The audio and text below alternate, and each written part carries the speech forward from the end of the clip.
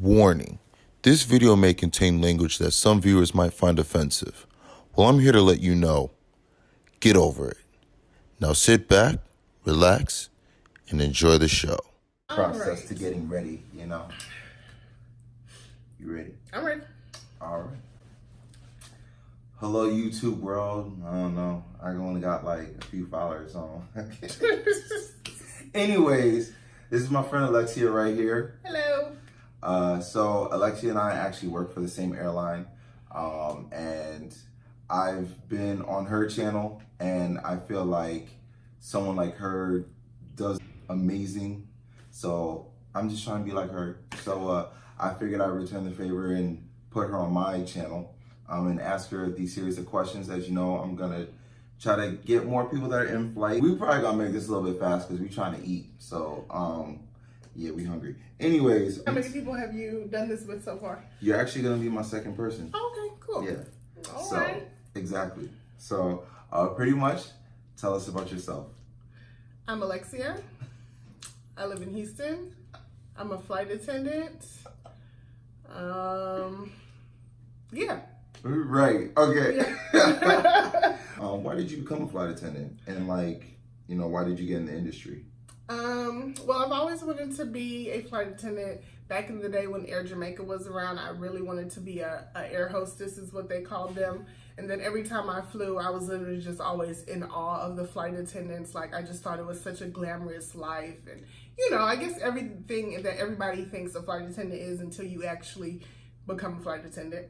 But, yeah, it was a dream job for me. So I went after it. That's what's up. And how long have you been in the industry? In about 14 days, it'll be a year and a half. So nice. Yeah, it's been a good year and a half so far. That's good. What did the hiring process look like for you? I'm just for the company that we're with.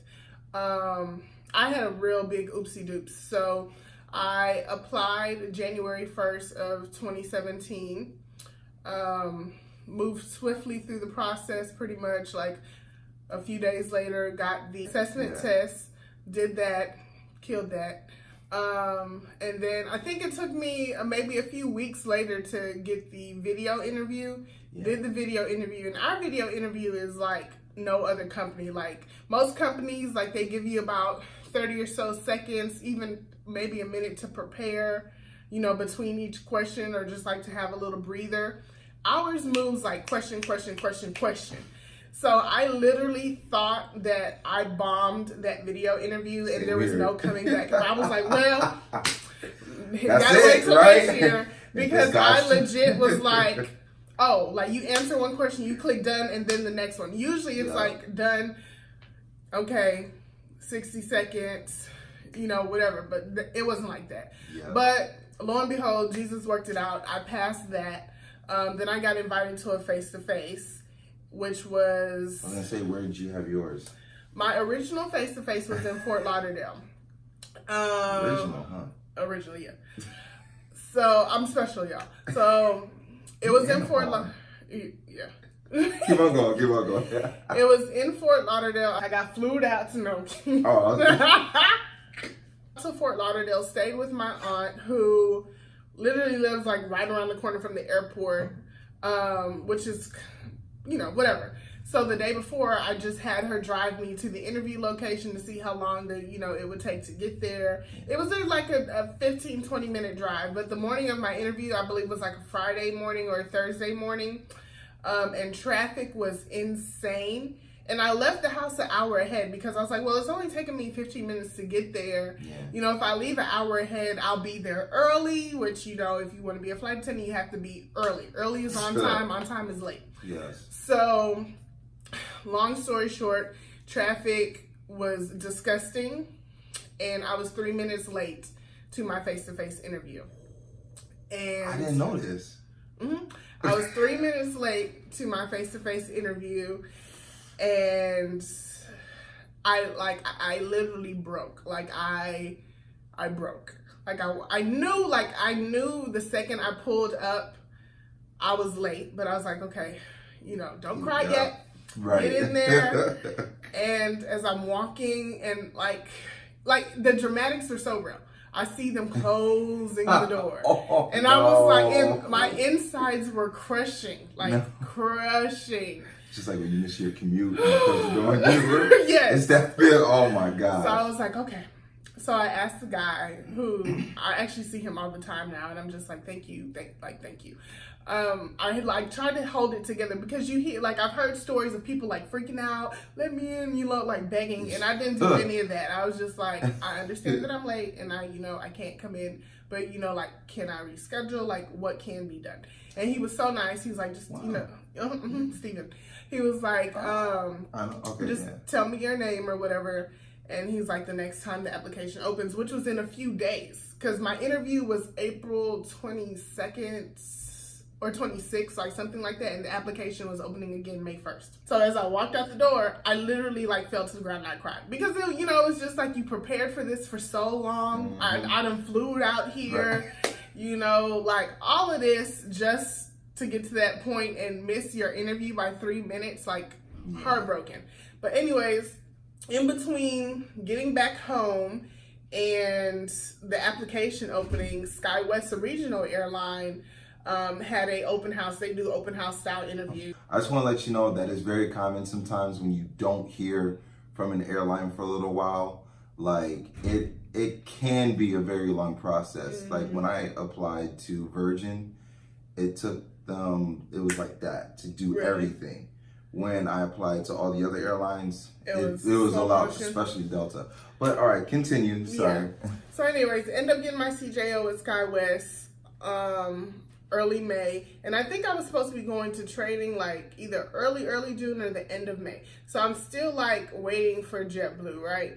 So I get an email from JetBlue and it invites me just straight to the face-to-face. No assessment test, no video, because, and I was like, oh, okay, because I thought I was going to have to do it all over again. But they just pushed me straight to the face-to-face. So I went to the first one that was available. I was supposed to go to SkyWest training June 9th, I believe. June 9th. So I went to the face-to-face in Long Beach this time because that was the first one that was available. May 26th-ish or something like that. And I'm like, okay, they need to tell me, like, before I go to SkyWest. Like, yeah. And literally, I'm at my cousin's Army base. He's getting pinned and promoted to captain. And I get the email on my watch, literally in the middle of his ceremony. And I was like, yeah! Like, because I see it pop up. Like this. I see it pop up on my watch with the, the congratulations and the email title or whatever. And my cousin looks at me and he was like, are you okay? Like, literally runs from his ceremony. A hot mess. But anyways, ended up getting the CJO with our airline, denied SkyWest. Like, it was like a week before I was supposed to leave to go to their training. And now I'm here. Nice. What do you enjoy most about the job? I don't know if that's a loaded question, but just like, right. If you could think of like, it doesn't have to just be one thing. You could say 2 or 3. I mean, what do I enjoy most? I'm not really going to say the travels because at this point I go to the same destinations over and over again, which is cool. Yeah. I enjoy it, but it's not the most enjoyable part of the job. I guess the most enjoyable part of the job is just honestly the customer aspect of it, like the customer service aspect of it. I really enjoy that, and I like when people appreciate the effort that I put in. Exactly. So, just knowing that you've given customers a good experience really does make me happy. You meet so many different customers on a daily basis with all kind of stuff. And then meeting, different coworkers. Like, that's the other part that's really enjoyable, too. Some you never want to work with again, and then some you go on vacations with. Right. So, it's like, that's the best part for me. Right. We are in Aruba. So one happy little island. Is it one happy island? One happy island. One happy island is their phrase. So yes, thank you for inviting me since somebody had to back out. Thank you, phone. I love you. What would you say is like something that you dislike about the job, or like what is something that is the trade-off? We'll say.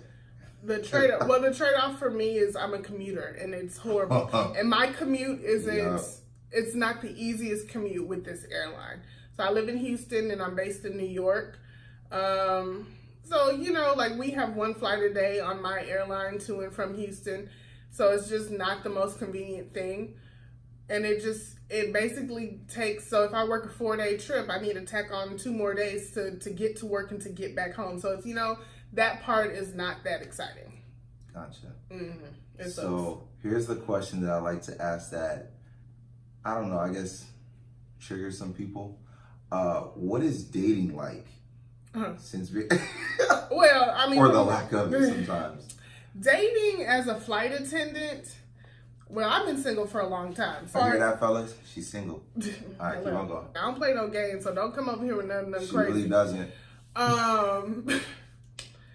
Dating as a flight attendant from a woman's aspect, and I guess men probably get this too. The second you even verbalize that you're a flight attendant, your guard kind of has to go up, because even if they're joking or they're not, that question of, "Oh, where are we going?" Or can I get a buddy? Oh, you got me on buddy passes. Regardless of if they're joking or not, it's annoying as AF. Okay?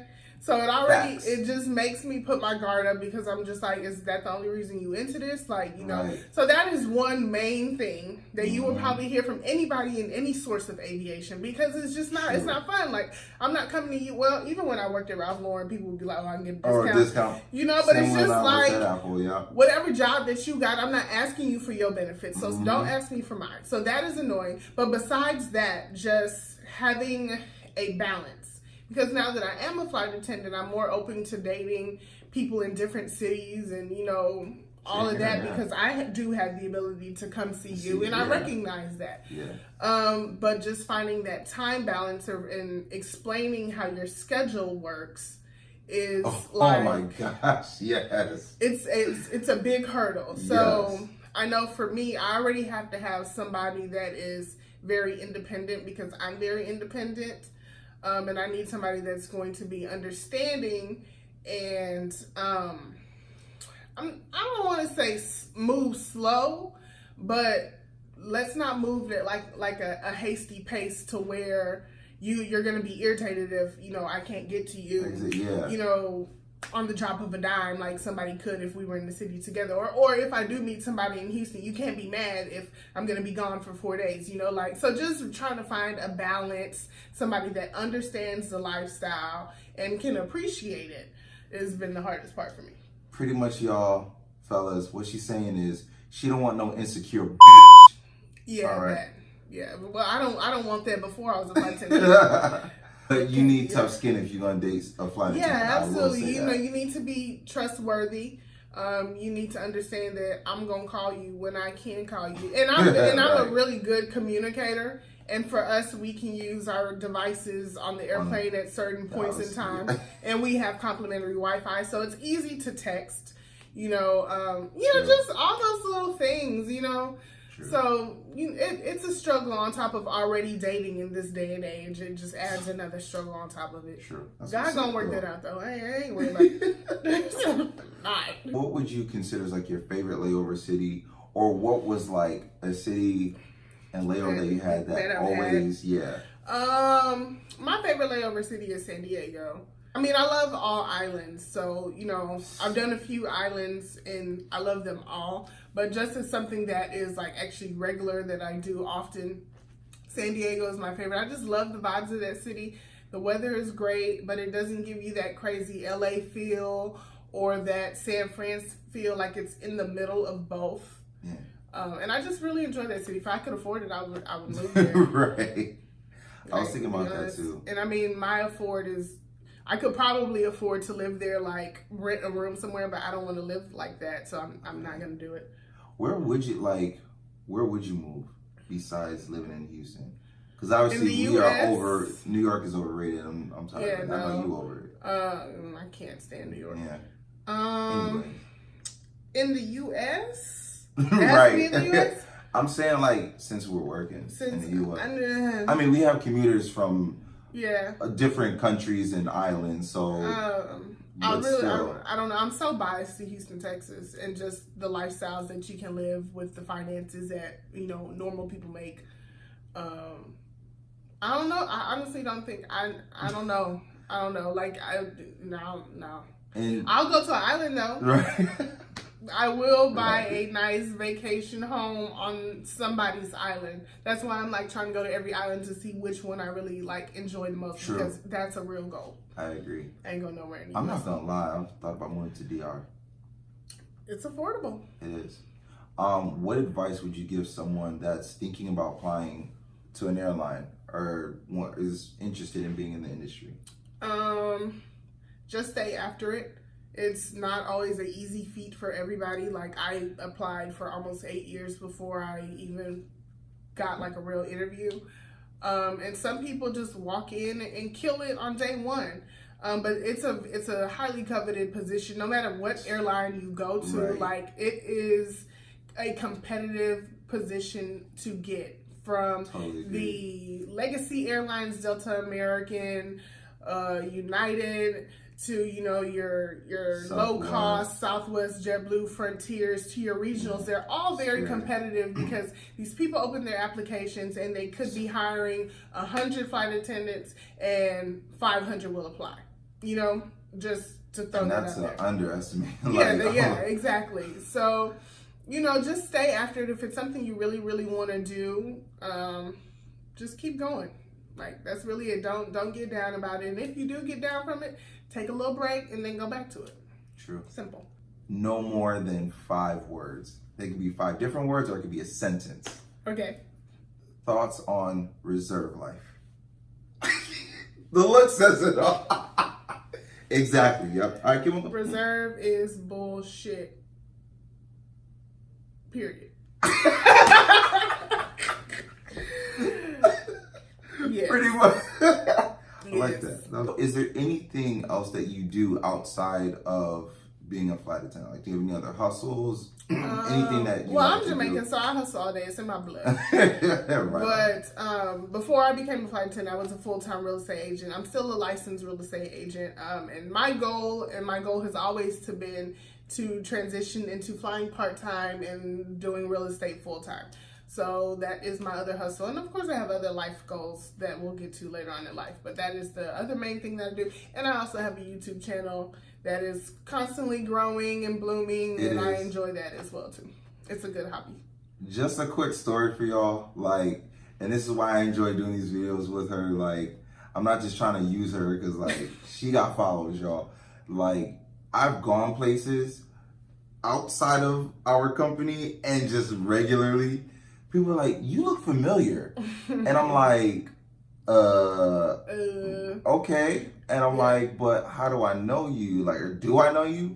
And they're like, were you on Alexia Nicole? And I'm like, there we go. There. Don't let her act all humble and whatnot. This humble. girl is becoming a little celebrity. And my page is growing. I mean, there's so many, like, when I started watching YouTube flight attendants on YouTube, I could probably say maybe there was about 10 of them that were really like popping and popular.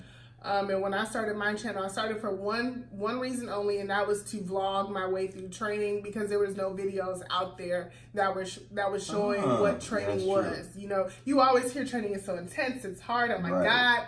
You always heard that, but you never knew why. You know, you never knew why. So I just wanted to vlog through training, put that out there, show people what flight attendant training was like, and then move on with my life. And I just continued doing it. But now there are so many flight attendant YouTubers. So just go out there and find your favorites to watch. I mean, there's some that have 100 subscribers, some that have 3,000-ish. There's some, 10, 20,000. And then you got some that have over 100K. And kudos to all of them because YouTube takes a lot of time and practice and patience. So yeah, go find who you like to watch and, just learn the lifestyle. True. I like that. All right. And then the last question, which you kind of touched on, how can people reach, if you're okay with that? Like, if you want to see people, add you on your YouTube or follow you on your definitely follow me Snapchat, on YouTube, Alexia Nicole, Alexia Nicole, Nicole. That's it. You can email me at email Alexia at alexianicole.life. A lot of people email me. You can follow me on Instagram, alexianicole.life. I always respond unless you in my DMs with some BS. I ain't responding. But if you just have simple questions about flight attendant life, I'll be happy to respond as much as I can. Yeah, that's really it. I don't have any other social medias. Good. Well, Facebook, but that's private. Yeah. I don't have Snapchat. I don't have Twitter. I don't have none of that. Word. All right. Well, thank you very much, Alexia. It's been a Anytime. pleasure. So yes, I'm glad people are enjoying this segment of mine. And again, go follow her. She's got a lot of good content. She constantly inspires me, and I'm not just saying that because she's right here. Like, she really helps motivate me do what I'm doing right now. So Her brother gonna be big time. all right. Bye, y'all. We need to go get a drink. Right.